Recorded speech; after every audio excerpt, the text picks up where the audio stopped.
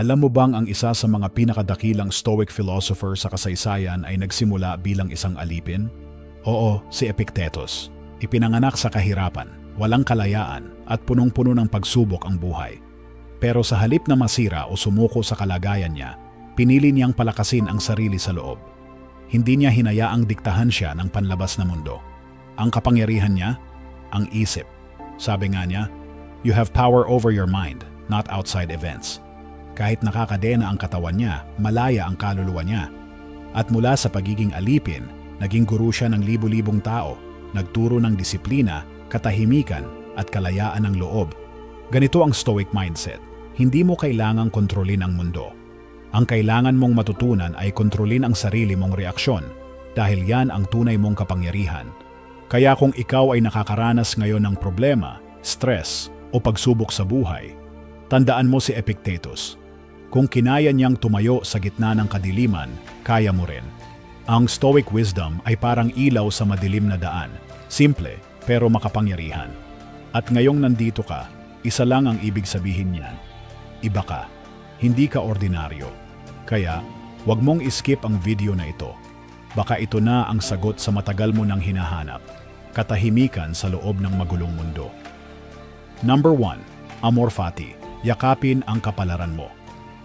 Narinig mo na ba ang salitang amor fati? Sa Latin, ibig sabihin nito ay mahalin ang kapalaran. Hindi lang ito tungkol sa pagtanggap ng nangyayari sa iyo.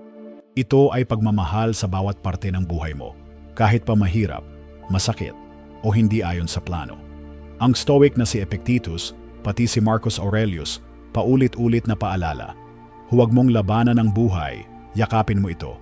Kahit may rejection, kahit may sakit, kahit may bigong pangarap, lahat yan may silbi. Ang tanong lang, paano mo ito tinitingnan? Imbes na tanungin, bakit ako? Tanungin mo, ano ang itinuturo nito sa akin? Paano ako lalakas dahil dito? Anong panibagong oportunidad ang dala nito? Isipin mo na lang, parang apoy ka. Kahit anong ihagis sa'yo, kahoy, papel, basura, ginagawa mong gasolina. Mas lumalakas ang apoy mo dahil sa mga pagsubok. Yan ang amor fati, hindi lang basta pagtitiis. Ito'y masayang pagtanggap, parang sinasabi mong, sige, buhay, ibigay mo lahat, kaya ko ito, at higit pa dyan, mamahalin ko ito. Ang taong may ganitong pananaw, hindi matitinag, hindi mabilis pang hinaan ng loob, dahil alam niya, lahat ng nangyayari ay parte ng mas malawak na plano. Kaya simula ngayon, kung may hindi ka gusto sa sitwasyon mo, huwag mo agad itulak palayo. Baka ito pa pala ang eksaktong kailangan mo para tumibay, lumalim at lumaya. Amor fati. Yakapin mo ang kapalaran mo dahil yan ang tunay na kalayaan. Number 2. Serve others. Tumulong sa iba. Isa sa pinakaimportanteng aral ng Stoicism, ang buhay mo ay hindi lang para sa iyo. Sabi ni Marcus Aurelius, "What's bad for the hive is bad for the bee." Ibig sabihin, ang ikabubuti ng iba, ikabubuti mo rin. Kapag tumutulong ka sa iba, hindi ka lang nagpapakita ng kabaitan, pinapalalim mo rin ang layunin ng buhay mo. Ang Stoic mindset ay hindi makasarili. Ang tunay na matatag, hindi nakakalimot tumingin sa paligid. May malasakit, may kontribusyon. Hindi mo kailangang maging milyonaryo para makatulong. Minsan, simpleng pagkinig, pag-abot ng kamay o pagbigay ng oras ay sapat na para baguhin ang araw ng isang tao. At kapag nakita mo yung ngiti nila, yung ginhawang nadama nila dahil sa maliit mong ginawa, mas lalalim ang tuwa mo. Tumulong hindi dahil kailangan ng kapalit. Tumulong dahil ito ang tama. Ang Stoic na buhay ay hindi tahimik na pag-iisa. Ito ay makabuluhang pag-iral kasama ang ibang tao. Parang tubig na dumadaloy, hindi nananatili sa iisang lugar. Kapag nagbigay ka, may bumabalik. Pero hindi mo yun hinihintay. Kapag pinili mong maglingkod sa iba, hindi ka nawawalan, nagkakaroon ka ng direksyon. Hindi ka naliligaw dahil alam mong may mga taong nabubuhay rin dahil sa kabutihang ginagawa mo. Tanungin mo ang sarili mo, sino ang kaya kong tulungan ngayon? Anong maliit na bagay ang pwede kong ibigay ng bukal sa loob? Ang buhay na inuukit mo para sa iba ay siya ring buhay na bumubuo sa iyo. Maging ilaw, maging tulay, maging taong may layunin. Number 3. Memento mori. Alalahanin mong mamamatay ka rin. Memento mori. Sa Latin, ang ibig sabihin, tandaan mong mamamatay ka. Oo, Medyo nakakatakot pakinggan sa una. Pero sa Stoic philosophy, hindi ito para takutin ka, kundi para gisingin ka. Para ipaalala na bawat araw ay mahalaga, bawat oras ay may halaga, at bawat pagkakataon ay hindi na mauulit. Sabi ni Seneca, "It is not that we have a short time to live, but that we waste much of it." Kung totoo ang kamatayan at siguradong darating ito, bakit hindi natin sulitin ang bawat araw? Bakit pa tayo magpapatumpik-tumpik? Bakit pa tayo magpapaiwan sa galit, sama ng loob o takot? Ang memento mori ay paalala na ang buhay ay hindi panghabang buhay. At dahil doon, mas dapat natin itong pahalagahan. Kapag bumangon ka tuwing umaga, isipin mong baka ito na ang huling gising mo. Hindi para mabahala ka, kundi para mas lalong maging present sa kasalukuyan. Hindi ka na mag-aaksaya ng oras sa drama, inggit o pagiging tamad. Dahil alam mong ang oras mo ay mahalaga. At kung ganito ka mamuhay na parang laging paalam, mapupuno ng kahulugan ang bawat sandali. Minsan iniisip natin, bukas na lang. Pero paano kung wala ng bukas? Bakit hindi ngayon na? Memento mori. Hindi ito tungkol sa pagkamatay, kundi sa mas mabuting pamumuhay. Isang stoic na tanong na dapat mong bitbitin araw-araw. Kung ito na ang huling araw ko, paano ko gugustuhing mabuhay ngayon? Number 4. Self-discipline. Disiplina ang tunay na kalayaan. Sa dami ng tukso at gulo sa mundo ngayon, minsan ang hirap magpakatino. Pero sa Stoicism, may isang sandata na hindi matitinag, disiplina. Sabi ni Epictetus, "No man is free who is not master of himself." Kaya kahit gaano ka pa kayaman, katalino o kasikat, kung hindi mo kayang kontrolin ang sarili mo, bihag ka pa rin. Ang self-discipline ay parang muscle. Kapag lagi mong ginagamit, lumalakas. Kapag pinababayaan mo, humihina. Ito yung boses sa loob ng isip mo na nagsasabing, huwag mo nang i-delay ang trabaho. Tama na ang scroll, magbasa ka naman. Kahit tinatamad ka, gawin mo pa rin. Disiplina ang bridge mula sa pangarap papunta sa realidad. Gusto mong gumaling? Disiplina. Gusto mong umasenso? Disiplina. Gusto mong magkaroon ng kapayapaan? Disiplina. Hindi ito tungkol sa pagiging sobrang strikto sa sarili mo. Ito ay tungkol sa pagiging tapat sa kung ano ang mahalaga sa'yo. Kahit mahirap, kahit boring, kahit walang nakakakita. Isipin mo, bawat desisyon mo ngayon ay parang boto para sa taong gusto mong maging bukas. At ang disiplina ang nagsisiguro na ang boto mo ay hindi pa bigla-bigla, kundi planado at may layunin. Kapag may self-discipline ka, hindi mo na kailangan ng parusa, reward o validation. Dahil alam mong ikaw mismo ang bantay ng sarili mong tagumpay. At sa totoo lang, ang taong disiplinado, yun ang tunay na malaya. Number 5. Morning routine. Simula pa lang, panalo ka na. Alam mo ba kung saan talaga nagsisimula ang tagumpay? Hindi sa meeting, hindi sa deadline, hindi sa gabi, kundi sa umaga. Ang umaga ang pundasyon ng buong araw mo. Kaya sabi ng mga Stoic tulad ni Marcus Aurelius, "When you arise in the morning, think of what a precious privilege it is to be alive." Ang solid na morning routine ay parang blueprint ng tagumpay. Hindi mo kailangang gumising ng alas 4 ng umaga o magyoga sa bubong, pero kailangan mo ng intentional na simula. Isipin mo, ano ang unang ginagawa mo pagkagising? Cellphone agad? Scroll agad? O tahimik na sandali para sa sarili mo? Ang isang stoic na umaga ay may linaw, may direksyon, pwedeng simple. 5 minuto ng tahimik na paghinga o pagmumuni-muni, pagsulat ng goals o gratitude list, stretching or light movement. At pinaka-importante, walang distraction agad.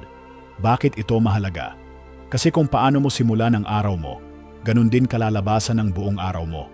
Kung gulo agad ang pasok sa isipan mo, gulo rin ang kalalabasan ng kilos mo. Pero kung may katahimikan, intensyon at disiplina sa umaga, kahit anong stress ang dumating, nakapwesto ka na. Araw-araw may pagkakataon kang magsimula ulit. At bawat umaga ay paalala. Ito na ang bagong pahina. Isusulat ko ito ng maayos. Kaya simula bukas, huwag ka lang bumangon. Gumising ka na may layunin. Number 6.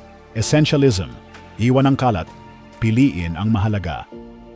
Napansin mo na ba kung gaano karaming bagay ang nakapaligid sa atin, pero kakaunti lang ang talagang mahalaga? Ito ang tinatawag ng mga Stoic na essentialism. Ang sining ng pagpili sa kung ano lang ang talagang may halaga at pagbitaw sa lahat ng sobra. Sabi nga ni Seneca, It is not that we have a short time to live, but that we waste much of it. Kaya ang totoong problema, hindi kakulangan ng oras, kundi sobrang gulo sa buhay. Essentialism ay parang pagdideclutter ng isip at puso, parang general cleaning ng kaluluwa. Isipin mo ang buhay mo na parang kwarto. May mga gamit kang hindi na kailangan, pero andun pa rin. May mga commitments kang hindi na aligned, pero hindi mo pa rin mabitawan. May mga tao o habits na wala ng silbi, pero pinaninindigan mo pa rin. Sa Stoic way of living, hindi ito tungkol sa pagiging minimalist sa itsura, kundi sa pagiging malinaw sa priorities mo. Ang tanong, ano ba talaga ang mahalaga sa iyo? Sino ang nagpapasaya sa iyo? Aling habits ang nagpapalapit sa pangarap mo? Kapag sinimulan mong alisin ang hindi mahalaga, mas makikita mo ang tunay na kailangan. Mas lumalalim ang focus, mas tumitibay ang desisyon, at mas gumagaan ang pakiramdam. Kaya huwag kang matakot magtanggal. Ang simpleng pamumuhay ay hindi boring. Ito ang daan tungo sa mas makabuluhang buhay. Essentialism. Bawas kalat. Dagdag kapayapaan. Number 7. Adaptability. Ang lakas ng marunong mag-adjust. Kung may isang bagay na sigurado sa buhay, ito yon. Magbabago ang lahat. Panahon, trabaho, relasyon, kalagayan. Lahat yan pwedeng magbago sa isang iglap. Pero ayon sa mga Stoic, hindi mo kailangang matakot. Ang tunay na matalino ay yung marunong mag-adjust. Sabi ni Epictetus, "It's not what happens to you, but how you react to it that matters." Kaya kahit gaano pa ka-wild ang buhay, kung flexible ka, hindi ka basta-basta nababali. Isipin mo ang kawayan. Kapag may bagyo, hindi siya kumakalaban sa hangin. Yumuyuko siya, pero hindi bumabagsak. Ganyan ang Stoic mindset. Hindi kontra sa daloy, kundi sumasabay ng may karunungan. Kapag may problema, tanong agad, ano ang pwede kong gawin ngayon? Anong susunod na hakbang kahit maliit lang? Hindi mo kontrolado ang sitwasyon, pero kontrolado mo kung paano ka tutugon. At minsan, ang simpleng pag-adjust sa attitude mo lang ang kailangan para makatawid. Adaptability ay hindi kahinaan. Ito ay katalinuhan. Ito ang kakayahang magpakatatag sa gitna ng pagbabago, hindi sa pagiging matigas kundi sa pagiging bukas. Ang taong marunong mag-adjust, hindi natitinag kahit saan ilagay. Mapunta man sa hirap, kaya pa ring ngumiti. Mapunta man sa bago, kaya pa ring matuto. Kaya huwag mong sayangin ang oras kakapilit sa kung ano na ang tapos na. Minsan, ang pinakamalakas ay yung marunong magbago. Adaptability, hindi basta bumibigay. Marunong lang makisabay. Number 8. Action over information. Gawin mo na, hindi lang aralin. Sa panahon ngayon, parang lahat ng sagot nasa internet na. May video, may podcast, may ebook. Pero eto ang tanong, ginagawa mo ba o binabasa mo lang? Sabi ng mga Stoic, don't explain your philosophy, embody it. Sa madaling salita, huwag mo lang pag-usapan ang karunungan, isabuhay mo ito. Walang saysay ang dami ng alam mo kung wala kang ginagawa. Pwede kang magbasa ng 100 self-help books. Pwede kang makinig ng 1,000 motivational videos. Pero kung wala ka pa ring kilos, sayang. Ang aksyon ang bumubuo ng resulta. Hindi kailangan perfect agad. Hindi kailangan kompleto ang plano. Kailangan lang magsimula. Isipin mo ito. Para kang may mapa ng kayamanang nakatago. Kompleto na ang instructions. Pero kung hindi ka gagalaw, hindi mo makikita ang kayamanan. Ganon din sa buhay. Hindi sapat ang motivation. Kailangan mong kumilos kahit walang gana. Kailangan mong umaksyon kahit natatakot. Minsan, ang tagal natin sa research mode kasi takot tayong pumalpak. Pero sa Stoicism, ang pagkakamali ay teacher. Mas okay nang pumalpak habang kumikilos kaysa tumanda ka kaisip pero wala namang nagawa. Kaya tanungin mo ang sarili mo ngayon, ano ang kaya kong simulan ngayon kahit maliit lang? Anong action ang paulit-ulit kong iniiwasan? Knowledge is potential. Action is power. Kaya kung gusto mong magbago ang buhay mo, gawin mo. Ngayon na. Number 9. Tolerant with others. Strict with yourself. Maunawain sa iba, disiplinado sa sarili. Isa sa pinakamalalim na prinsipyo ng Stoicism ay ito. Be tolerant with others, but strict with yourself. Sa madaling salita, unawain mo ang pagkukulang ng iba, pero huwag kang magpabaya sa sarili mong disiplina. Sa mundo ngayon, ang dali-daling mag-judge. Minsan isang maling salita o kilos lang ng tao, galit agad tayo.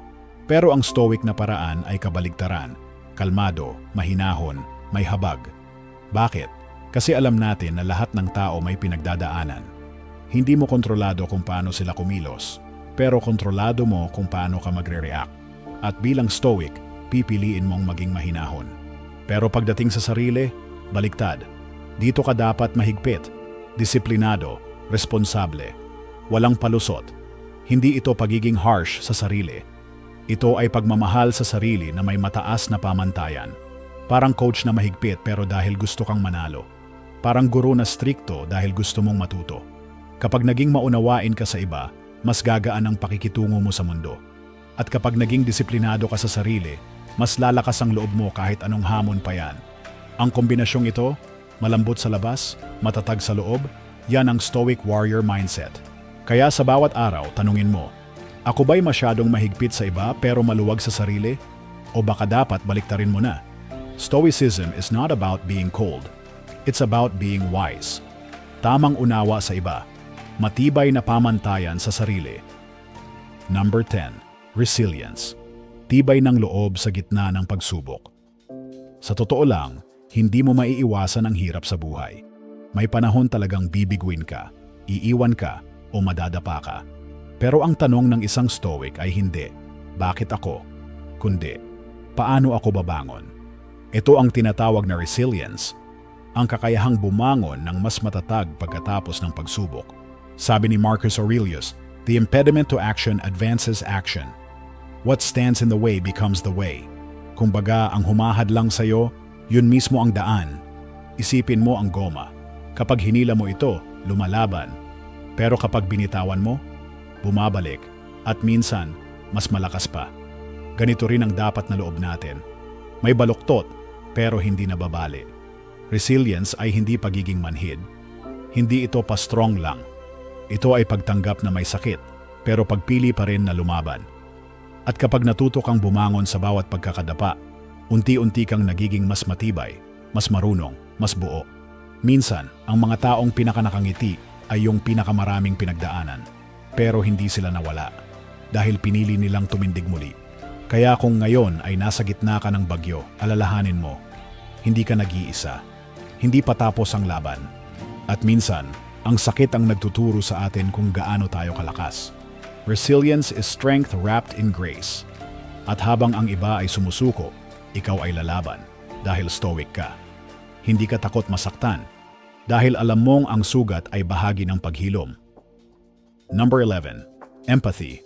Unawain mo bago husgahan. Minsan ang bilis nating mag-react.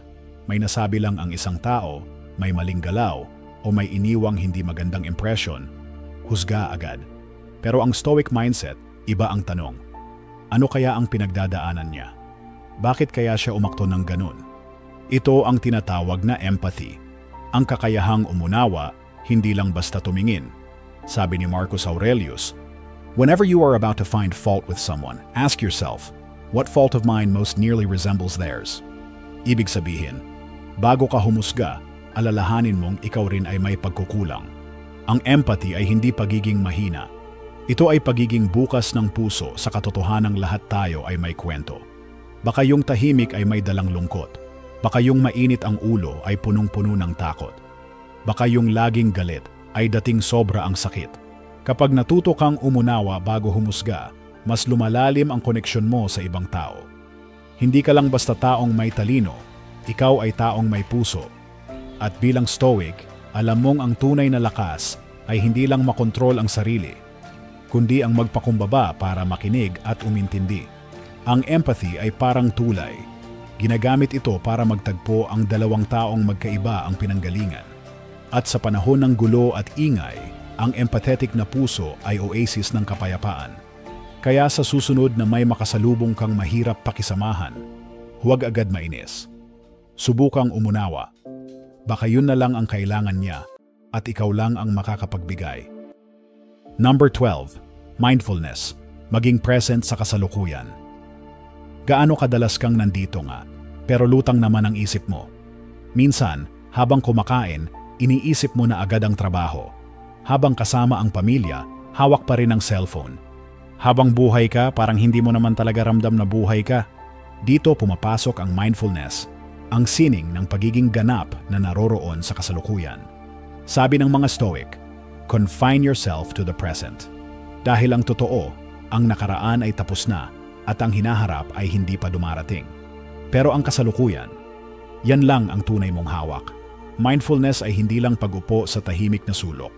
Ito ay pagiging gising habang nabubuhay.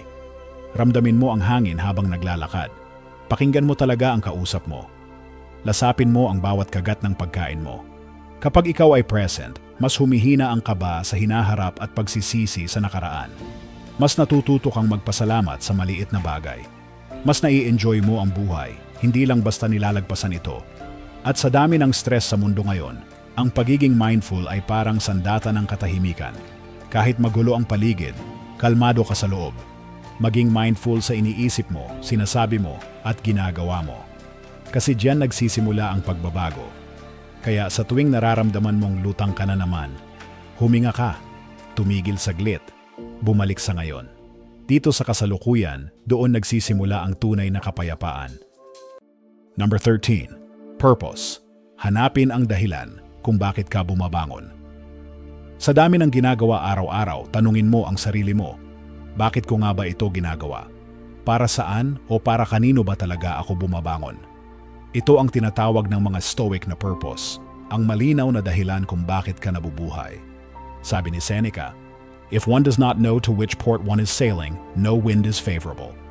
Anong silbi ng lakas mo kung wala kang direksyon? Anong silbi ng galaw kung wala kang patutunguhan?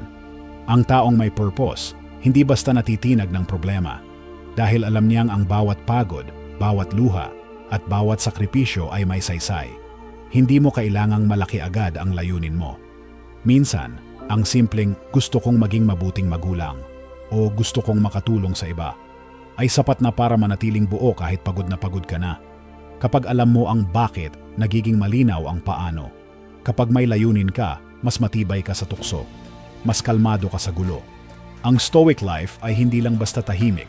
Ito ay pamumuhay na may direksyon. Hindi ka basta-basta nadadala ng agos kasi alam mo kung saan ka pupunta. Kaya ngayon, itanong mo, ano ang tunay kong layunin? At ginagawa ko ba ito araw-araw? Ang purpose ay parang ilaw sa dilim. Hindi nito inaalis ang dilim pero ito ang gabay mo sa paglalakad. Number 14. Continuous learning. Matuto hanggang huli. Ang tunay na matalino, hindi yung alam na lahat, kundi yung handang matuto kahit kailan. Sa Stoicism, walang katapusan ang paglago. Sabi nga ni Epictetus, it is impossible for a man to learn what he thinks he already knows. Kaya kung feeling mo, alam ko na yan, baka nga hindi mo pa talaga alam. Dahil ang tunay na karunungan ay hindi mayabang. Ito ay mapagpakumbaba.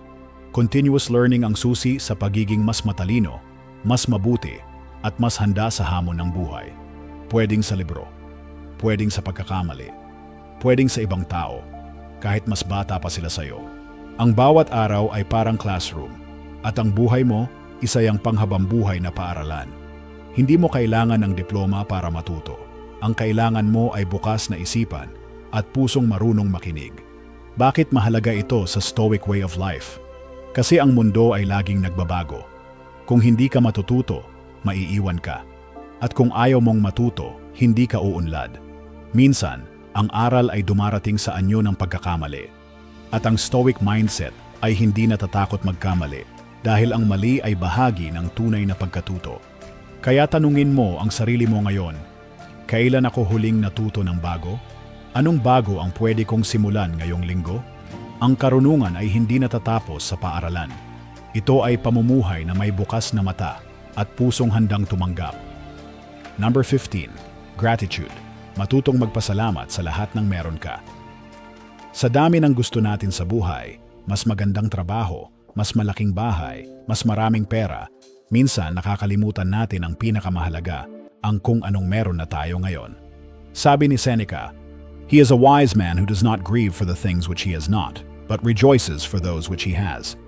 Gratitude, pasasalamat, hindi ito pagiging kontento sa kakulangan, kundi pagkilala sa biyaya kahit sa gitna ng kakulangan. Minsan, hinahanap natin ang kulang, kaya hindi natin napapansin ang sapat. Meron kang katawan na gumagalaw, meron kang mga taong nagmamahal sa'yo, Meron kang pagkakataong magsimula muli araw-araw. Kapag natutunan mong magpasalamat, nagbabago ang pananaw mo sa buhay. Hindi mo na iniisip ang mundo na parang may utang sa'yo. Nakikita mo na lang ang lahat bilang regalo, kahit ang mga pagsubok. At alam mo ba ang epekto? Mas kalmado ka. Mas buo ang loob mo. Mas magaan ang araw mo. Ang stoic na puso ay hindi lang matatag, ito rin ay mapagpasalamat. Kahit pagod, kahit may problema, kaya pa ring ngumiti at magsabing, "Salamat sa pagkakataong mabuhay pa rin ngayon." Simulan mo ang araw mo sa isang simpleng tanong. Ano ang 3 bagay na pinasasalamatan ko ngayon? Gawin mo ito araw-araw at makikita mong unti-unting nagiging mas maliwanag ang mundo mo. Gratitude is wealth. Complaining is poverty. Piliin mong yumaman sa pasasalamat. Number 16. Patience. Ang sining ng paghihintay ng may puso. Sa mundo ngayon na lahat ay instant. Instant food, instant reply, instant success. Unti-unti na ring nawawala ang tiyaga. Pero para sa mga stoic, ang patience o pagtitiyaga ay isa sa pinakamakapangyarihang virtues. Sabi ni Epictetus, "No great thing is created suddenly." Ang lahat ng mahalaga, pinagpapasensyahan. Kapag wala kang patience, madali kang mainip. Kapag mainipin ka, madali kang sumuko. At kapag palagi kang sumusuko, hindi mo maaabot ang mga pangarap mo. Ang patience ay hindi lang basta paghihintay. Ito ay paghihintay na may layunin, na may tiwala, at higit sa lahat, na may puso. Isipin mo ang magsasaka. Hindi niya tinatanim ang buto ngayon at umaasang aanihin ito bukas. Alam niyang kailangan ng panahon, pag-aalaga at pananampalataya. Ganon din sa buhay. Ang relasyon, ang tagumpay, ang personal growth, lahat yan dumarating sa tamang panahon. Hindi mo pwedeng pilitin. Ang magagawa mo lang ay magpatuloy habang naghihintay. Kapag may patience ka, mas buo ang loob mo, mas matibay ang paninindigan mo, at mas marunong kang magtiwala sa proseso. Kaya sa susunod na mabagal ang resulta o parang wala kang nararating, huwag kang bibitaw, huwag kang mababahala. Baka ang bunga ay paparating na, pero sinusubukan ka lang kung handa ka nang tanggapin ito. Patience is not weakness, it's silent strength, tahimik, pero matatag. Number 17. Kindness. Maliit man, malaki ang balik. Sa dami ng ingay, galit at pagmamadali sa mundo ngayon, ang kabutihan ay parang liwanag sa madilim na kwarto. Para sa mga stoic, ang pagiging mabait ay hindi kahinaan, kundi isang matibay na prinsipyo ng pagkatao. Sabi ni Marcus Aurelius, "Kindness is invincible if it's sincere, not faked or pretended." Ibig sabihin, ang tunay na kabutihan ay hindi pa cute, hindi pa bibo. Ito ay taos-pusong malasakit kahit walang kapalit. Isipin mo, isang simpleng ngiti sa isang taong pagod. Isang mensaheng, "Kumusta ka?" sa isang kaibigang matagal nang hindi naririnig. Isang salamat sa taong palaging nandyan pero hindi napapansin. Minsan yung akala mong maliit na kabutihan, buhay na pala para sa iba. At ang kagandahan dito, bumabalik ito. Hindi agad-agad, hindi palaging galing sa parehong tao. Pero sa paraang hindi mo inaasahan. Ang stoic mindset ay hindi lang disiplina sa sarili, kundi pagiging mabuting impluensya sa paligid. Dahil kapag mabait ka, pinipili mong hindi makisali sa gulo, kundi maging dahilan ng katahimikan. At sa loob mo rin, lumalambot ang puso mo. Mas nagiging mapagpasalamat ka, mas masaya, mas magaan ang pakiramdam. Kaya tanungin mo ang sarili mo ngayon, kailan ako huling naging mabait kahit walang nakakakita? Ano ang kaya kong gawin ngayon na makakapagpagaan ng loob ng iba? Kindness is free, but priceless. At sa panahon ngayon, yan ang tunay na paninindigan. Number 18. Courage. Harapin ang takot, kahit nangangatog. Lahat tayo may takot. Takot mabigo, takot mapahiya, takot mawalan. Pero ang tanong ng isang stoic ay hindi, "May takot ka ba?" Ang tanong ay, "Handa ka bang kumilos kahit natatakot ka?" Sabi ni Seneca, "Sometimes even to live is an act of courage." Tama. Minsan ang bumangon lang sa kama ay isa ng tapang. Ang magsimula ulit, magmahal ulit, magsalita ng totoo, lahat yan, courage. Ang tapang ay hindi sigaw, hindi rin ito yabang. Ang tapang ay tahimik, pero buo. Ito yung kilos na ginagawa mo kahit nanginginig ang tuhod mo. Yung nag-a-apply ka ng trabaho kahit natanggihan ka na dati. Yung humihingi ka ng tawad kahit ang hirap sa pride mo. Yung pinipili mong lumaban para sa sarili mo kahit pagod na pagod ka na. Ang stoic courage ay hindi aksidente. Ito ay desisyon. Desisyong hindi magpapakain sa takot. Dahil alam mong ang takot ay nandyan lang para subukin ka, hindi para pigilan ka. Kapag pinili mong kumilos kahit takot ka, doon ka lumalakas. Doon mo napatutunayan sa sarili mong hindi mo kailangang maging perpekto bago magsimula. Kaya sa susunod na may bagay kang gustong gawin pero natatakot ka, gawin mo pa rin. Hindi dahil hindi ka natakot, kundi dahil mas mahalaga ang layunin mo kaysa sa takot mo. Courage is not the absence of fear. It's moving forward despite it. At yan ang tunay na lakas. Number 19. Simplicity. Bawasan ang gulo, palalimin ang buhay. Sa mundo ngayon kung saan laging may bago, laging may ingay, at laging may gusto kang abutin, ang simple ay parang nakakalimutan na. Pero para sa mga stoic, ang simplicity ay hindi kababaan, kundi karunungan. Sabi ni Epictetus, wealth consists not in having great possessions, but in having few wants. Hindi mo kailangan ng sobra-sobra para matawag na masaya. Minsan, mas konti ang hawak mo, mas buo ang loob mo. Ang simplicity ay hindi lang sa gamit. Ito rin ay simpleng pamumuhay, simpleng pakikitungo, simpleng pananaw sa mga problema. Kapag masyado kang maraming gustong patunayan, maraming gustong abutin, maraming gustong bilhin, mas napapagod ka. Ang isip mo magulo, ang puso mo magulo, ang buhay mo magulo. Pero kapag pinili mong magbawas, mas humihinga ka, mas malinaw ang isip mo, mas natututukan mo ang mahalaga. Isipin mo ang isang mesa na punong-puno ng gamit. Paano ka makakakain? Ganon din sa buhay. Kapag sobrang dami, hindi ka makakilos. Kaya tanungin mo ang sarili mo, ano ang mga bagay na hindi ko na kailangan pero pinipilit ko pa rin? Saan ako pwedeng magbawas para mas makapag-focus sa mahalaga? Ang simplisidad ay hindi pagtalikod sa tagumpay. Ito ay pagsasabi ng hindi sa sobra para mas makasabi ng oo sa tunay na mahalaga. Less clutter, more clarity. Less noise, more peace. At sa katahimikan ng simple, doon nagsisimula ang lalim ng buhay. Number 20.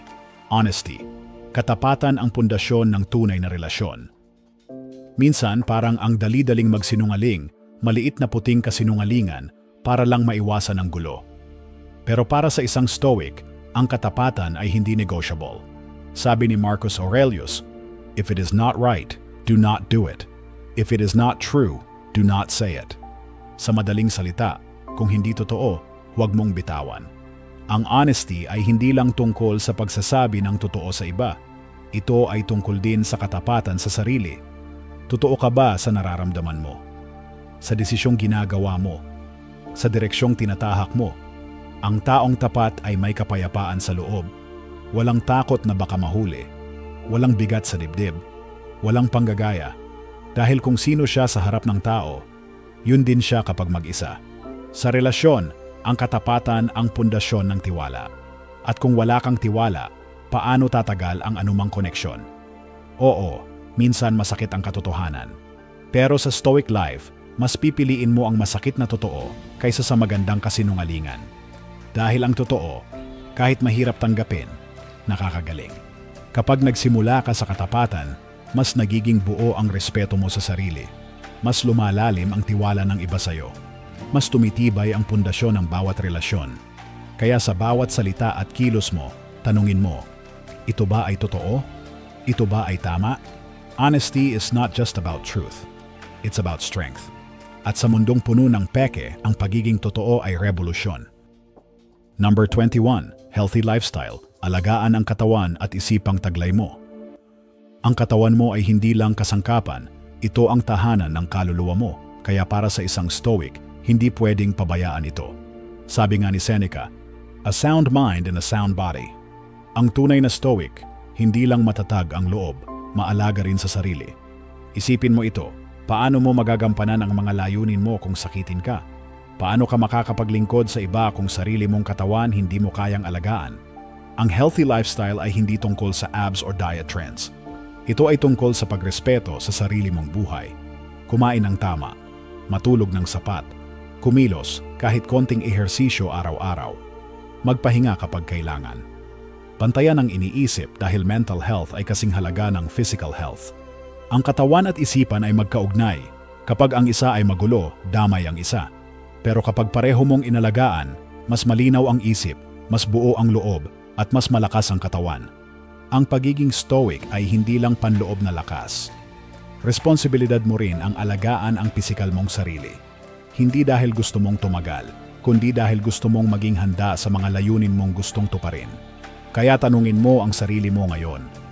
Paano ko inaalagaan ang katawan ko? Anong bagay ang pwede kong baguhin para mas maalagaan ko ang sarili ko? Ang tunay na tagumpay ay hindi lang kayamanan, kundi kalusugan din. Alagaan ang katawan, alagaan ang isipan, dahil ito ang pundasyon ng malalim at makabuluhang buhay. Number 22. Forgiveness. Bitawan ang galit, piliin ang kapayapaan. Tanong, ilang beses mo nang binabalikan sa isip ang sakit na ginawa ng iba? Minsan, hindi naman sila ang nagpapahirap sa atin, kundi ang galit na matagal na nating kinikimkim. At ayon sa mga Stoic, ang tunay na lakas ay hindi paghihigante, kundi kapatawaran. Sabi ni Marcus Aurelius, "The best revenge is to be unlike him who performed the injustice." Kung sinaktan ka nila, huwag mong hayaang maging tulad mo sila. Ang forgiveness ay hindi ibig sabihin na okay lang ang ginawa nila. Hindi ito pagpapakitang mahina ka. Ito ay desisyon na piliin ang kapayapaan kaysa sa patuloy na pagdurusa. Isipin mo, ang galit ay parang apoy sa dibdib mo. Ikaw ang nauubos, hindi sila. Ang sama ng loob ay parang lason na ikaw ang umiinom, umaasang sila ang mamamatay. Kaya ang kapatawaran ay hindi para sa kanila. Ito ay para sa sarili mo. Kapag pinatawad mo, nabubunot ang tinik sa puso mo. Nagkakaroon ka ng espasyo para sa kapayapaan. Nabibigyan mo ng lakas ang sarili mong mag-move on. Hindi mo kailangang kalimutan. Pero pwede mong piliing hindi napasanin ang bigat. Tanungin mo ngayon ang sarili mo. Kanino ako galit pa rin hanggang ngayon? Handa na ba akong pakawalan ang sakit para sa ikapapayapa ko? Forgiveness is freedom. At ang Stoic, hindi alipin ng nakaraan, kundi malaya sa puso't isipan. Number 23. Respect. Igalang ang lahat, kasama ang sarili. Ang respeto, madalas hinihingi pero bihirang ibigay ng totoo. Sa Stoic philosophy, ang respeto ay hindi formalidad, ito ay prinsipyo. Sabi ni Epictetus, "Be not angry that you cannot make others as you wish them to be, since you cannot make yourself as you wish to be." Anong ibig sabihin? Igalang mo ang iba, kahit iba sila sa iyo. At higit sa lahat, igalang mo rin ang sarili mo, kahit hindi ka perpekto. Ang respeto ay hindi lang para sa matatanda o sa posisyon. Ito ay para sa bawat taong nilalang. Mayaman man o mahirap, tahimik man o palaban, kakampi man o hindi. Kapag marunong kang rumespeto, hindi mo kailangan ang sungay ng ego para marinig. Marunong kang makinig kahit hindi ka sang-ayon. Hindi mo minamaliit ang iba para lang maramdaman mong tama ka. Pero ang respeto ay hindi lang palabas. Dapat magsimula ito sa loob, sa sarili. Igalang mo ang katawan mo, huwag mo abusuhin. Igalang mo ang oras mo, gamitin mo sa tama. Igalang mo ang mga hangganan mo, matutong magsabi ng hindi. Dahil kung hindi mo kayang respetuhin ang sarili mo, paano mo igagalang ang iba ng totoo? Tanungin mo ang sarili mo ngayon. May respeto ba ako sa mga kilos, salita at desisyon ko? Paano ko pinapakita ang respeto kahit walang nakakakita? Respect is silent power. At ang taong may respeto sa iba at sa sarili ay hindi kailangang sumigaw para marinig. Number 24. Optimism. Pananaw na kayang patunawin ang kadiliman. Sa gitna ng problema, ng pagkabigo at ng mga bagay na hindi mo kontrolado, may isa kang armas na laging nasa iyo, ang pananaw mo. Sabi ni Marcus Aurelius, "The happiness of your life depends upon the quality of your thoughts." Hindi mo kontrolado ang mundo, pero kontrolado mo kung paano mo ito titignan. At ang optimism ay hindi ilusyon, ito ay disiplina ng isipan. Ang optimism ay hindi pagiging toxic positive. Hindi ito pagsasabi ng okay lang yan kahit maliwanag na hindi. Ito ay pagpili na maniwala na may pag-asa, kahit sa gitna ng dilim. Isipin mo ang araw na natatabunan ng ulap. Hindi siya nawala, natakpan lang. Ganon din ang pag-asa. Nariyan pa rin, kailangan mo lang maniwala na muli itong sisikat. Kapag pinili mong maging optimistic, mas kalmado ka sa krisis, mas madali kang makaisip ng solusyon, mas lumalakas ang loob mong magpatuloy. At ang optimism ay nakakahawa. Ang isang taong may liwanag sa pananaw, nagiging ilaw din para sa iba. Tanungin mo ang sarili mo ngayon, ano ang pananaw ko tuwing may problema? Pinipili ko bang maghanap ng liwanag o ako pa ang nagdadagdag ng dilim? Optimism is not about ignoring reality. It's about choosing to see the path, kahit sa gitna ng gulo. Kaya kahit anong mangyari, piliin mong maniwala. Piliin mong umasa. Number 25. Responsibility. Ang pagmamay-ari ng iyong sariling kwento. Lahat tayo may kwento, pero tanong, ikaw ba ang nagsusulat ng kwento mo o ibang tao? Sabi ni Epictetus, you must stop blaming others. Take responsibility for your own life. Bilang isang Stoic, hindi mo pwedeng laging ituro ang iba. Kasi sila ang dahilan. Kasi wala akong choice. Kasi ganito lang ako.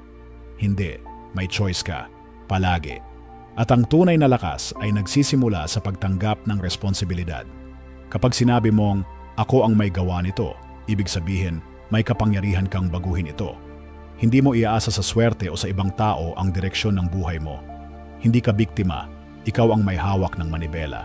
Ang responsibility ay hindi parusa. Ito ay kalayaan.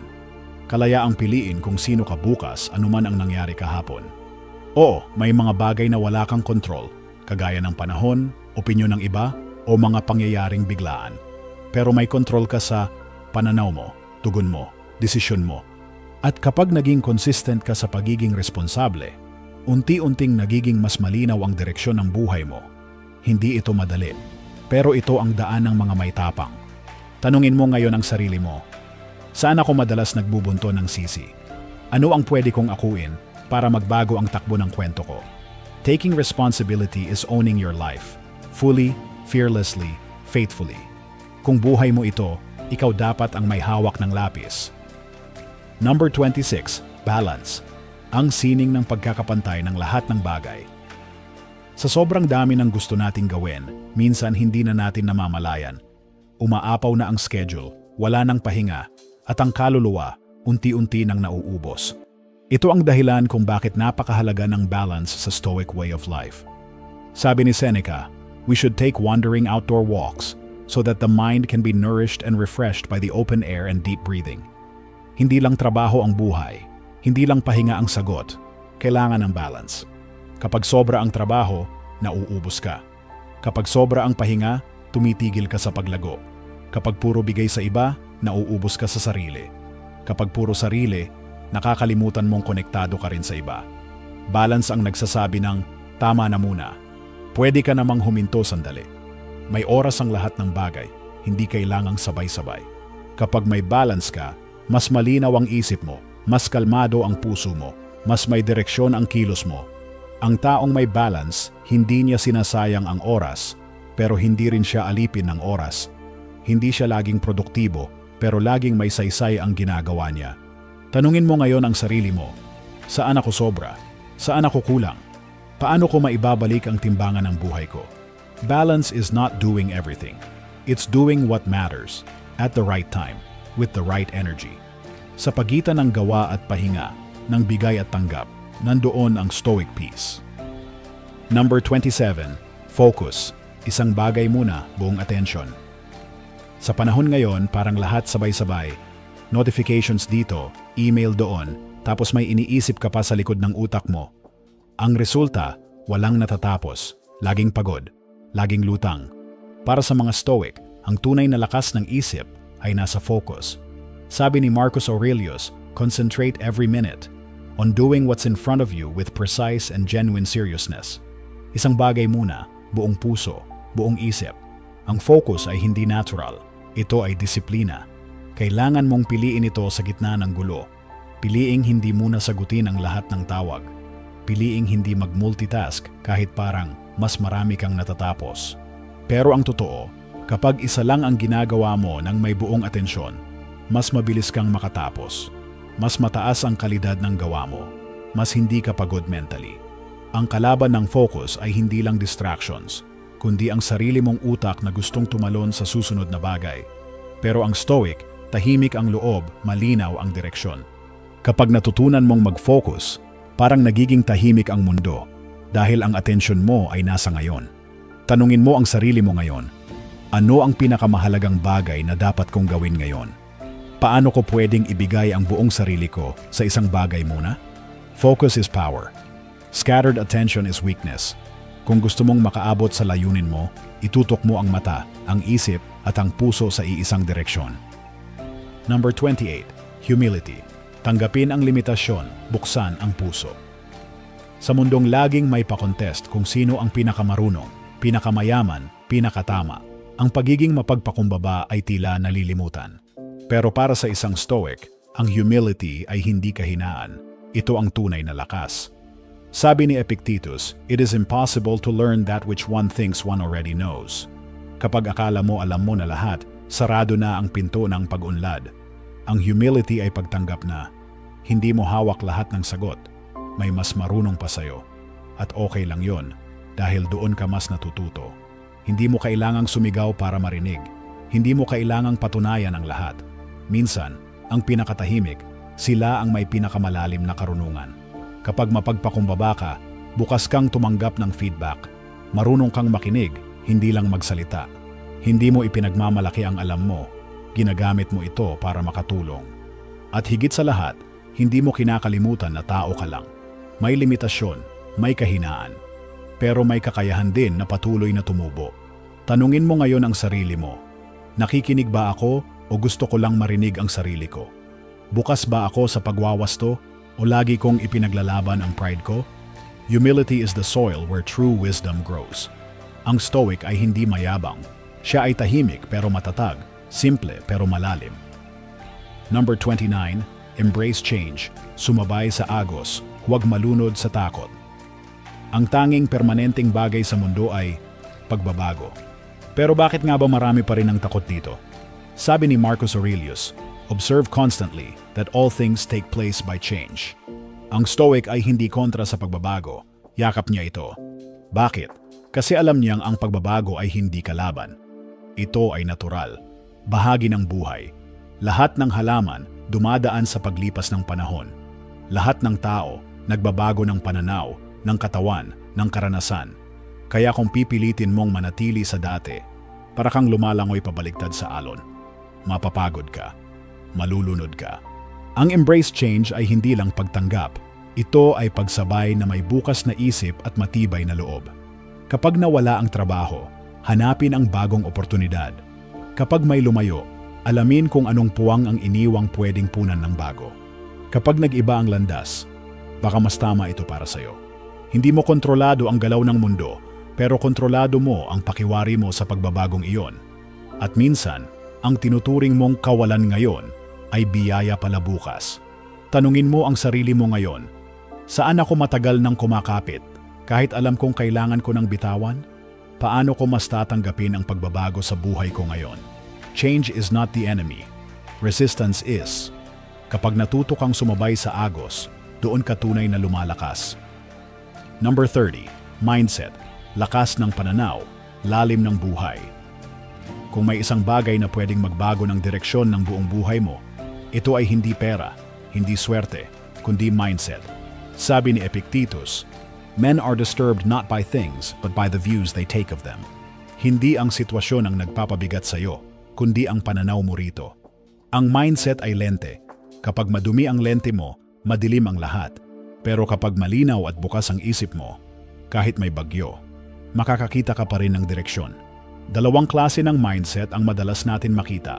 Una, fixed mindset. Ayaw magbago, takot magkamali, laging iniisip, ganito na lang ako. Pangalawa, growth mindset. Bukas sa aral, tumatanggap ng pagkakamali, naniniwalang kaya pang umangat. At alam mo kung ano ang pinipili ng Stoic? Laging growth mindset. Dahil ang tunay na karunungan ay nasa pagiging bukas na matuto. Kaya kahit may failure, hindi iyak agad. Bagkus, tanong agad, anong natutunan ko dito? Kapag Stoic ang mindset mo, hindi ka basta-basta nadidismaya. Hindi mo sinusukat ang halaga mo base sa tingin ng iba. Pinipili mong tumingin sa kung anong magagawa, hindi sa kung anong wala. Tanungin mo ngayon ang sarili mo, kapag may problema ako, Anong narrative ang sinasabi ko sa sarili ko? Pinapalaki ko ba ang takot o pinapalawak ko ang pananaw ko? Mindset is the root. Everything else is the fruit. Ayusin mo ang loob at susunod ang buong buhay mo. Number 31. Self-reflection. Harapin ang salamin ng kaluluwa. Sa dami ng ginagawa mo sa araw-araw, kailan ka huling tumigil at tumingin sa loob? Sabi ni Seneca, every night before going to sleep, we must ask ourselves, what weakness did I overcome today? What virtue did I practice? Para sa isang Stoic, ang tunay na paglago ay hindi lang nakikita sa labas, kundi sa mga tanong na inaatubili mong itanong sa sarili mo. Ang self-reflection ay parang salamin ng kaluluwa. Hindi ito laging maganda, pero laging totoo. Dito mo nakikita ang ugat ng reaksyon mo. Dito mo naririnig ang mga ingay na tinatakbuhan mo. At dito mo rin nadidiskubre ang susunod mong hakbang. Hindi ito drama. Ito ay pag-uusap mo sa sarili. Tahimik, pero matapat. Kapag araw-araw mong ginagawa ito, mas lumilinaw kung ano ang mahalaga. Mas nakikita mo ang progreso mo. Mas naaalala mong hindi ka perpekto, pero kaya mong magbago. Ang Stoic ay hindi nagpapaikot sa buhay na walang direksyon. Pinagmumuni-munihan niya kung bakit siya nabubuhay. Kaya kahit 5 minuto lang bago matulog, itanong mo, ano ang nagawa kong tama ngayon? Saan ako nagkulang? Paano ako magiging mas mabuti bukas? Self-reflection is not about guilt, it's about growth. At ang taong marunong humarap sa sarili, yun ang tunay na matapang. Number 32. Acceptance of imperfection. Yakapin ang mali, lumago sa pagiging tao. Gusto nating maging tama palagi. Perfect kung magsalita, perfect kung umakto, perfect kung makita ng iba. Pero ang tanong, totoo ba yan? Sabi ni Epictetus, if you want to improve, be content to be thought foolish and stupid. Sa Stoic mindset, hindi mo kailangang maging perpekto, kailangan mo lang maging totoo. Ang acceptance of imperfection ay hindi pagsuko. Ito ay pagtanggap na may pagkukulang ka, may mga bagay kang hindi alam. At hindi mo kailangang ikahiya yon. Bakit? Dahil doon nagsisimula ang tunay na paglago. Kapag tanggap mo ang pagkakamali mo, mas bukas kang matuto. Kapag tanggap mo ang limitasyon mo, mas marunong kang humingi ng tulong.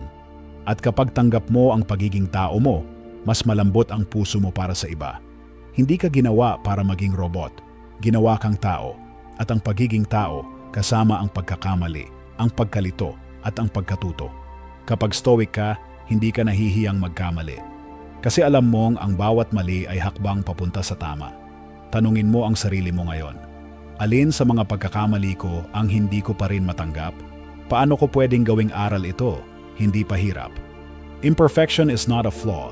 It's part of the design. At ang Stoic hindi nagtatago sa kahinaan. Bagkus, ginagamit ito para maging mas matatag. Number 33. Invest in learning. Kaalaman ang pinakamagandang yaman.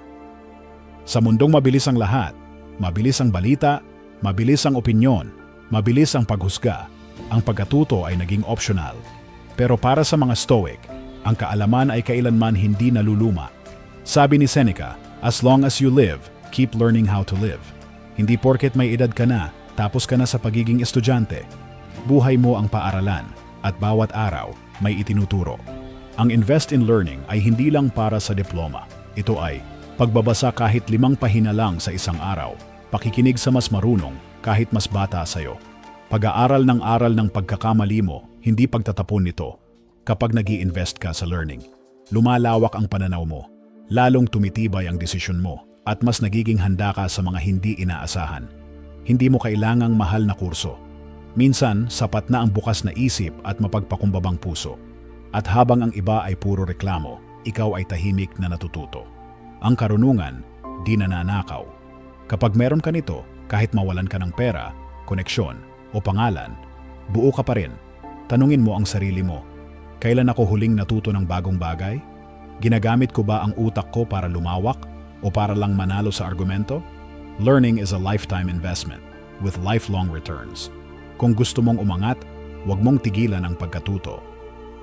Number 34. Admire others. Kilalanin ang galing ng iba, walang inggit. Sa panahon ngayon, parang normal na ang mainggit. Makakita lang ng mas maganda, mas successful, mas masaya sa social media, may kurot agad sa dibdib. Pero para sa Stoic, Ang tanong ay hindi, bakit siya meron, ako wala? Kundi, paano ko siya pwedeng hangaan, hindi kainggitan? Sabi ni Marcus Aurelius, "The best revenge is to not be like your enemy." At sa mundong punong-puno ng inggitan, ang taong marunong humanga ay kakaiba. Ang admire others ay hindi pagpapakababa. Ito ay pagtanggap na may mas magaling sa'yo, may ibang daan ang tagumpay nila, at pwede mong gamitin yon bilang inspirasyon, hindi kompetisyon. Kapag pinipili mong humanga, lumalawak ang pananaw mo. Bumubukas ang puso mo sa pasasalamat. Nawawala ang bigat ng pagiging laging kulang. Ang tunay na stoic ay hindi insecure. Secure siya sa sarili, kaya kaya niyang kilalanin ang galing ng iba. Hindi siya natatakot mapag-iwanan dahil alam niyang bawat tao may sariling timeline. Tanungin mo ang sarili mo ngayon, bakit ako naiinggit sa taong yon? Paano ko ito gagawing inspirasyon, hindi comparison? Admiration is silent strength. Envy is loud weakness. Kaya kung may nakita kang umaangat, ngumiti ka, palakpakan mo siya. Dahil baka bukas, ikaw na ang kinikilala ng may respeto, hindi ng inggit. Number 35. Love unconditionally. Magmahal ng walang kondisyon, walang takot. Madalas, may kasama tayong kung kapag nagmamahal. Mahal kita kung babalikan mo ako. Mahal kita kung hindi mo ako iiwan. Mahal kita kung tama ang ginagawa mo. Pero para sa mga Stoic, ang tunay na pag-ibig ay hindi nakatali sa kondisyon. Ito ay malaya. Sabi ni Seneca, "Love in its essence is spiritual fire." Ibig sabihin, ang pagmamahal ay apoy na nagbibigay ng liwanag, hindi sunog na naninira. Ang unconditional love ay hindi pagiging martyr. Ito ay pagmamahal na buo kahit hindi perpekto ang minamahal. Totoo kahit walang kapalit. Hindi kontrolado ng takot, kundi pinapatakbo ng malasakit. Kapag natutunan mong magmahal ng ganito, hindi ibig sabihin na wala kang boundaries. Ibig sabihin lang, ang puso mo ay hindi sakim. Hindi ka nagmamahal para lang mapunan ka. Nagmamahal ka dahil puno ka na. Kapag stoic ang pag-ibig mo, hindi ito dependent sa mood, status o approval. Nagmumula ito sa karakter, hindi sa kondisyon. At kahit masaktan ka, hindi ka nagiging bitter. Dahil alam mong ang pagmamahal ay hindi nasusukat sa kung paano ito tinanggap, kundi sa kung paano mo ito ibinigay. Tanungin mo ang sarili mo, nagbibigay ba ako ng pagmamahal o hinihingi ko ito kapalit? Mahal ko ba dahil gusto ko o dahil kailangan ko?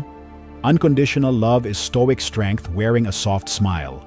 Sa mundong puno ng transaksyon, ang tunay na pagmamahal, yung hindi sinusukat, ay ang pinakabihira. Number 36. Cultivate relationships. Alagaan ang ugnayan gaya ng halaman. Ang mabuting relasyon ay hindi biglaan. Hindi dahil close kayo ngayon ay mananatili na ito habang buhay. Lahat ng ugnayan kailangan inaalagaan. Sabi ni Seneca, one of the most beautiful qualities of true friendship is to understand and to be understood. Ang cultivate relationships ay hindi tungkol sa dami ng kaibigan. Ito ay tungkol sa lalim ng koneksyon. Sa pamilya, sa kaibigan, sa partner, at kahit sa sarili mong anak. Parang halaman, hindi mo lang basta itatanim. Kailangang diligan, kailangan ng araw, kailangan ng oras at pag-aaruga. Ganyan din sa relasyon, magpakita ka kahit walang okasyon, makinig ka kahit hindi ka sang-ayon, magpatawad ka kung kailangan, at magpakumbaba kung ikaw ang nagkamali. Ang stoic ay hindi malamig o emotionless. Ang stoic ay may puso, pero marunong gamitin ito ng may karunungan. Alam niyang ang tunay na yaman sa buhay ay hindi ginto, kundi ang mga ugnayang may respeto, tiwala at malasakit. Kaya tanungin mo ngayon ang sarili mo, anong relasyon ang pinapabayaan ko na? Paano ko ito muling mapapanday at mapapalalim? Ang ugnayang inalagaan, tumatagal. Ang ugnayang pinabayaan, nalalanta. Kung mahalaga sila sa'yo, ipakita mo. Huwag mong hintaying mawala muna bago mo pahalagahan. Number 37. Punctuality. Oras ang sukat ng paggalang. Maaga ka ba dumating sa usapan? O palagi kang on the way kahit kararating mo pa lang sa kama? Sa Stoic philosophy, ang oras ay hindi basta numero sa relo. Ito ay sukatan ng karakter. Sabi ni Seneca, nothing is ours except time. At dahil oras lang ang tunay na meron tayo, ang paggalang sa oras ng iba ay paggalang na rin sa sarili mong dangal. Ang punctuality ay simpleng asal, pero may malalim na epekto. Ipinapakita nitong marunong kang mag-commit, na hindi ka self-centered, na pinahahalagahan mo ang oras ng ibang tao gaya ng oras mo. Kapag palagi kang late, hindi lang meeting ang naantala, reputasyon mo ang nadudungisan. Isipin mo, kung hindi ka marunong dumating sa tamang oras, paano ka pagkakatiwalaan sa mas malaking responsibilidad? Kung palagi kang huli, anong sinasabi nito tungkol sa disiplina mo? Ang Stoic ay hindi nagpapalusot. Hindi siya gumagawa ng drama para lang takpan ang kakulangan sa respeto. Tahimik siyang dumarating, maaga, handa at may dangal. At hindi lang ito tungkol sa ibang tao. Punctuality rin sa sarili, sa paggising sa oras, sa pagtupad sa personal goals, sa pagiging present sa sarili mong buhay. Tanungin mo ngayon ang sarili mo, totoo ba akong rumerespeto sa oras, hindi lang ng iba, kundi pati ng sarili ko? Ang taong nasa oras, laging may respeto. At ang may respeto, laging pinagkakatiwalaan. Number 38. Graciousness. Ganda ng loob, kahit sa gitna ng gulo. Minsan hindi mo maiiwasan ang init ng ulo, ang pangit na ugali ng iba, o ang mga sitwasyong nakakainis. Pero tanong ng isang Stoic, paano ka magre-react? Pipiliin mo bang bumaba sa gulo o mananatili kang buo? Sabi ni Marcus Aurelius, "The best revenge is to be unlike him who did the injury." Ang tunay na lakas, hindi nakikita sa lakas ng sigaw, kundi sa ganda ng loob sa gitna ng tensyon. Ang graciousness ay hindi pagpapanggap. Ito ay katahimikan kahit pinipilit kang uminit ang ulo. Pagkilos ng may respeto kahit ang kapalit ay kawalang galang. Pagsagot ng may dignidad, hindi paakyat ng pride, kundi pa ibaba ng ego. Ang taong gracious ay hindi mahina. Siya ay disiplinado, may kontrol sa sarili, at may tiwala sa sariling halaga. Kapag pinili mong maging gracious, hindi mo sinasayang ang enerhiya mo sa drama. Hindi mo pinapantayan ang pangit na ugali ng iba. Pinapalawak mo ang respeto, hindi lang sa iba, kundi sa sarili mo. Sa panahon ngayon, ang graciousness ay parang bihirang hiyas. Pero sa Stoic way of life, ito ang panangga mo sa mga bagay na hindi mo kontrolado. Tanungin mo ang sarili mo, paano ako tumutugon kapag ako'y naiinis? Kaya ko bang maging payapa kahit nasa gitna ako ng ingay? Grace under pressure. Yan ang Stoic armor. Hindi ito kahinaan. Ito ay katahimikan na may dangal. Number 39. Savor moments. Tikman ang buhay, hindi lang lakarin. Kailan ka huling tumigil para lang namnamin ang isang sandali? Hindi para mag-post, hindi para i-share, kundi para lang maramdaman ito, para sa sarili mo. Sabi ni Marcus Aurelius, "Do not act as if you were going to live 10,000 years. Death hangs over you. While you live, while it is in your power, be good." Ang Stoic ay laging mulat. Hindi siya abala sa nakaraan. Hindi rin siya laging nakatingin sa hinaharap. Nandito siya, buo, buhay at gising sa kasalukuyan. Ang savoring ay art ng pagtikim sa bawat bahagi ng buhay, ang init ng kape sa umaga, ang hangin sa mukha habang naglalakad, ang halakhak ng anak mo o yakap ng taong mahal mo. Hindi mo kailangang maging milyonaryo para maranasan ang yaman ng buhay. Kailangan mo lang maging present. Kapag natutunan mong namnamin ang bawat sandali, mas bumabagal ang oras, mas humihinga ang puso, mas tumitibay ang koneksyon mo sa sarili, sa iba at sa mundo. Ang Stoic joy ay hindi nakabase sa gulo ng labas, kundi sa katahimikan ng loob. At yung katahimikang yon, doon mo lang maririnig kapag nandito ka, hindi lutang, hindi nagmamadali. Tanungin mo ang sarili mo ngayon, namumuhay ba ako o nilalagpasan ko lang ang mga araw? Paano ko matutunang tikman ang ngayon bago ito tuluyang mawala? The moment is a gift. That's why it's called the present. Tikman mo ang ngayon dahil hindi na ito mauulit. Number 40. Environmental awareness. Alagaan ang mundo, alagaan ang kinabukasan. Hindi mo kailangan maging scientist para mapansin. Umiinit ang panahon, umaapaw ang tubig baha, nawawala ang hangin na dati sariwa. At tanong ng isang Stoic, ano ang papel ko dito? Paano ako magiging tagapangalaga, hindi tagapagwasak? Sabi ni Marcus Aurelius, "What brings no benefit to the hive, brings no benefit to the bee." Hindi tayo hiwalay sa kalikasan. Bahagi tayo ng mundo. At may tungkulin tayong alagaan ito. Ang environmental awareness ay hindi tungkol sa pagiging perpekto. Ito ay tungkol sa maliliit na desisyon na ginagawa araw-araw. Hindi pag-aaksaya ng tubig, paggamit ng reusable kaysa disposable, pagtapon sa tamang basurahan, pag-iwas sa sobrang konsumo. Ang Stoic ay hindi makasarili. Iniisip niya ang epekto ng kilos niya sa mas malawak na mundo, ngayon at sa mga susunod na henerasyon. Dahil kung hindi tayo kikilos, sino?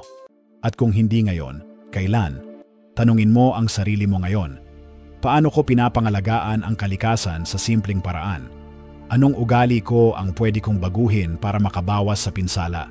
Hindi mo kailangang baguhin ang mundo mag-isa. Pero kung lahat tayo may ambag, doon tayo may tunay na pagbabago. To care for nature is to care for your future. Kung mahal mo ang buhay, mahalin mo rin ang mundong naglalaman sa'yo. Number 41, generosity. Bukal sa loob, hindi para magyabang. Ang tunay na pagbibigay, hindi maingay. Hindi ito nakapost sa social media. Hindi ito laging may kapalit. Ito ay kilos mula sa puso, tahimik, totoo, at bukal. Sabi ni Seneca, "He who gives promptly, gives twice." Ang kahulugan, ang pagbibigay na hindi nag-aalangan ay mas makapangyarihan kaysa sa pagbibigay na may pagdududa o pagmamayabang. Ang generosity ay hindi lang pera. Baka oras ang kailangan ng isang tao, o simpleng pakikinig, o ngiti na totoo sa araw na mabigat. Ang Stoic ay hindi naghahanap ng recognition. Hindi siya nagbibigay para purihin. Nagbibigay siya dahil alam niyang bahagi ito ng pagiging tao, ng pagiging makatao. Kapag mapagbigay ka, mas nagiging maluwag ang puso mo. Mas nakakakonek ka sa iba. At higit sa lahat, mas napapalaya mo ang sarili mo mula sa pagiging sakim. Hindi mo kailangang mayaman para tumulong. Minsan, ang pinakamagagandang regalo ay libre. Atensyon, pag-unawa, pagpapatawad. Tanungin mo ang sarili mo ngayon, kailan ako huling nagbigay ng hindi inaasahan ng kapalit? Anong simple pero makabuluhang paraan ang pwede kong ibahagi ngayon? True generosity doesn't count the cost. It simply gives. Dahil ang taong mapagbigay, hindi lang nagpapagaan ang buhay ng iba, kundi binubuo rin ang sarili niyang dangal. Number 42, inner peace, kapayapaan sa loob, hindi kailangan ng ingay sa labas. Tahimik ba ang paligid mo, pero magulo ang loob mo?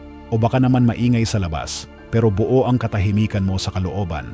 Sabi ni Marcus Aurelius, "Nowhere can man find a quieter or more untroubled retreat than in his own soul." Ang tunay na kapayapaan ay hindi hinahanap sa labas, kundi pinapalalim sa loob. Ang inner peace ay hindi resulta ng perfect life. Hindi ito produkto ng zero problems. Ito ay pagtanggap sa hindi mo kontrolado, pagbitaw sa galit at inggit, at pagkakaroon ng malinaw na direksyon at paninindigan. Kapag stoic ang puso mo, kahit anong gulo sa labas, hindi ka basta-basta nababali. Dahil alam mong hindi mo kontrolado ang mundo, pero hawak mo ang sarili mong isip. Inner peace is a desisyon. Desisyong huwag makisabay sa drama. Desisyong piliin ang katahimikan kaysa sa pagpapatunay. Desisyong tahimik na umunlad kaysa maingay na makipag-away. Kapag meron ka nito, hindi ka laging pagod, hindi ka madaling mapikon, at kahit mag-isa ka, buo ka. Tanungin mo ang sarili mo ngayon. Ano ang mga bagay na sumisira sa katahimikan ko? Handa ba akong palitan ang reaksyon ko kahit hindi ko mapalitan ang sitwasyon? Inner peace is power. Quiet, steady, and unshakable. At sa gitna ng gulo ng mundo, ang stoic na kaluluwa, tahimik pero matatag. Number 43, integrity, paninindigan. Kahit walang nakatingin. Sa mundo ngayon na puno ng image, likes at clout, isang tanong lang ang mahalaga. Sino ka kapag walang nakatingin? Sabi ni Epictetus, "If you wish to improve, be content to be thought foolish and stupid." Hindi ka stoic para magpa-impress. Ginagawa mo ang tama dahil ito ang tama. Ang integrity ay hindi lang pagiging totoo sa sinasabi. Ito ay pagkakaisa ng iniisip, sinasabi at ginagawa mo. Pagkilos na may dangal kahit walang premyo. Pagpili ng tama kahit mas mahirap. Kapag may integrity ka, buo ang tiwala mo sa sarili mo. Dahil alam mong kahit walang tumatapik sa balikat mo, malinis ang konsensya mo. Ang stoic ay hindi naghahanap ng palakpak. Hindi siya gumagawa ng tama dahil may nanonood. Gumagawa siya ng tama dahil alam niyang ito ang tungkulin niya sa sarili at sa mundo. Kapag may integrity ka, hindi ka madaling masira sa tukso. Hindi mo kailangan ng script para maging consistent. At hindi mo kinokompromiso ang sarili mo kapalit ng pansamantalang ginhawa. Tanungin mo ngayon ang sarili mo, may ginagawa ba akong taliwas sa pinaniniwalaan ko? Saan ko kailangang manindigan kahit mahirap?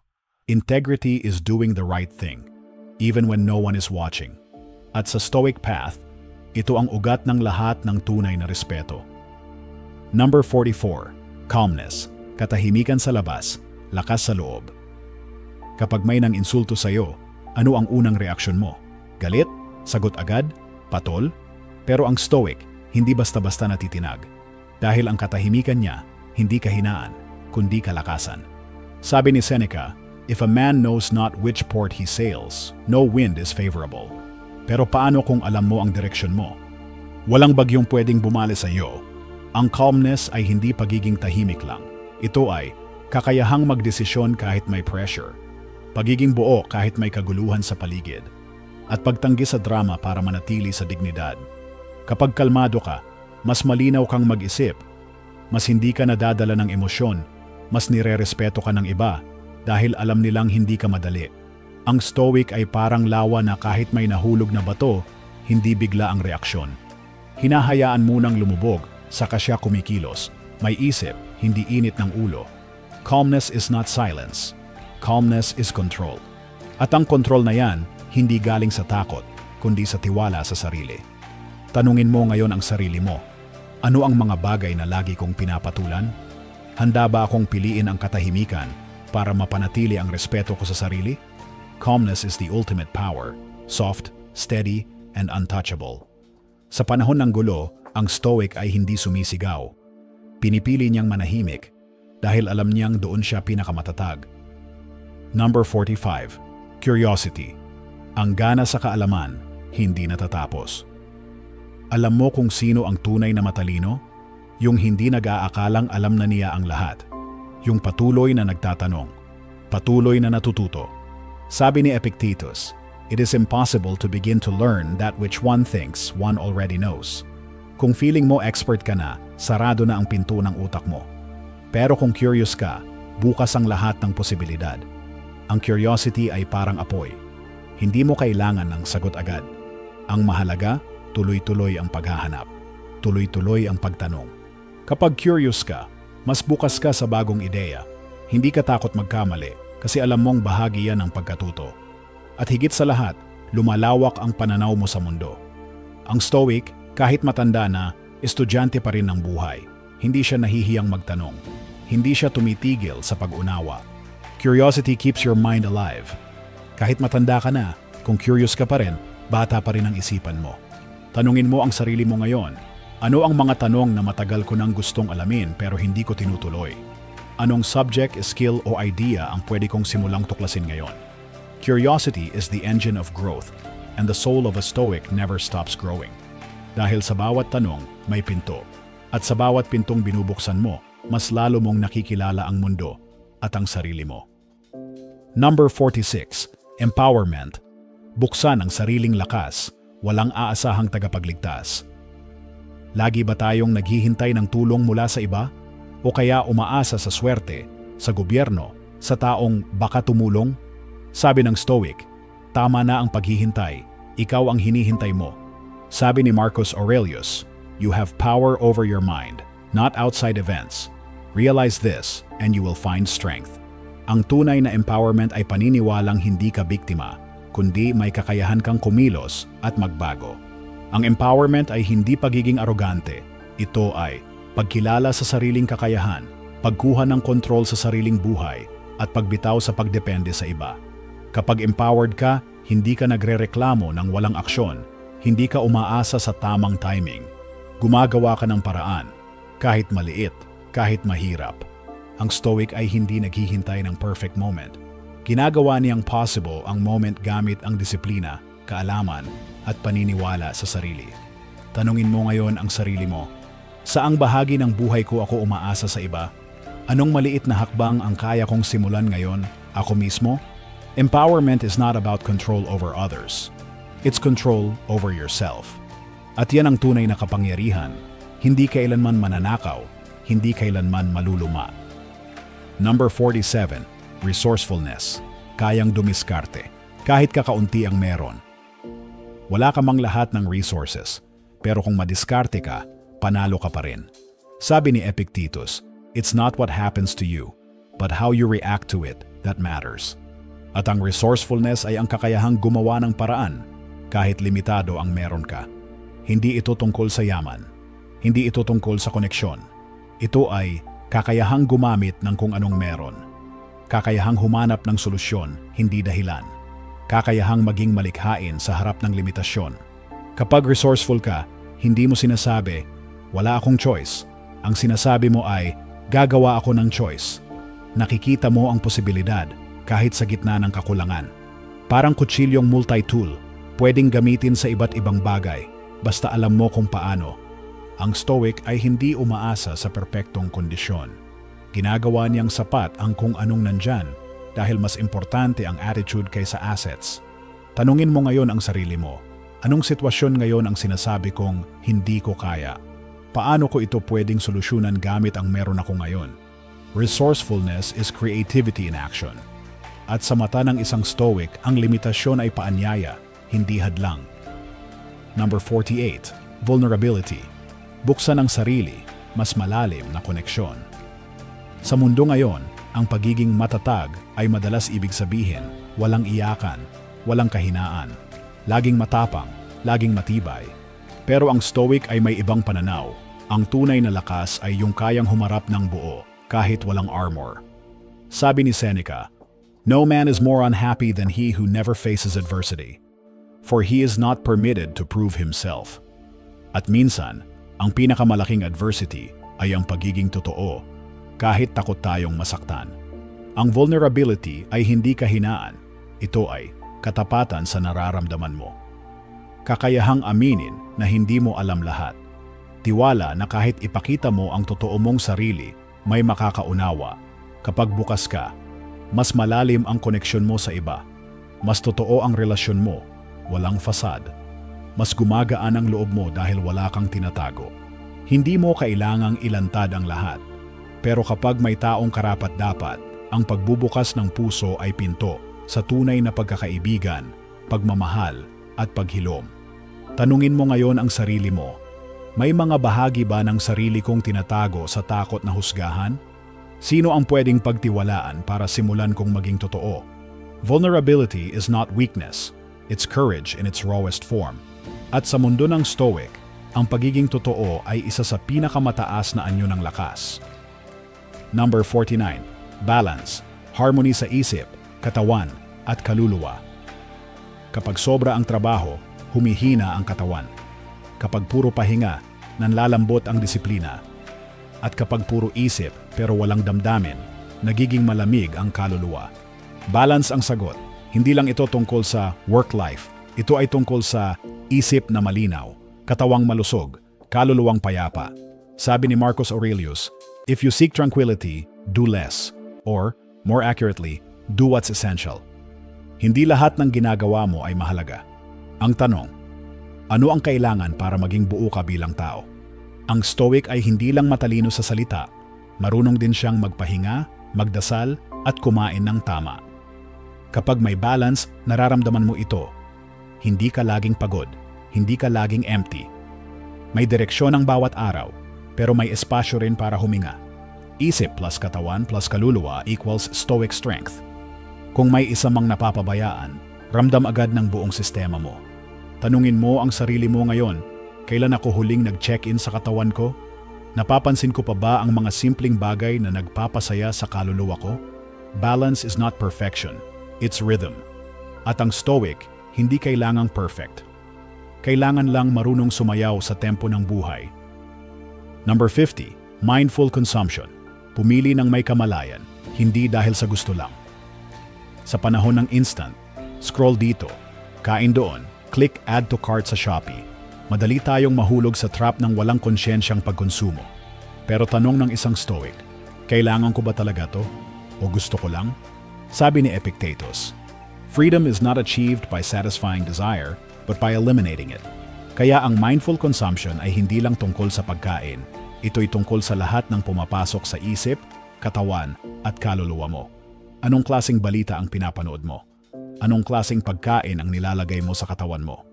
Anong klaseng pag-uusap ang inaabsorb mo araw-araw? Kapag mindful ka sa kinokonsumo mo, mas malinaw ang utak, mas magaan ang pakiramdam, mas kontrolado mo ang emosyon at diskarte sa buhay. Hindi ito pagiging boring. Ito ay pagiging matalino. Ang Stoic ay hindi nagpapadala sa hype. Namimili siya, hindi lang ng produkto, kundi ng karanasan. Tanungin mo ang sarili mo ngayon. Ano ang 3 bagay na lagi kong kinokonsumo na hindi na healthy para sa akin? Anong simpleng adjustment ang pwede kong simulan bukas? Mindful consumption is not about less pleasure.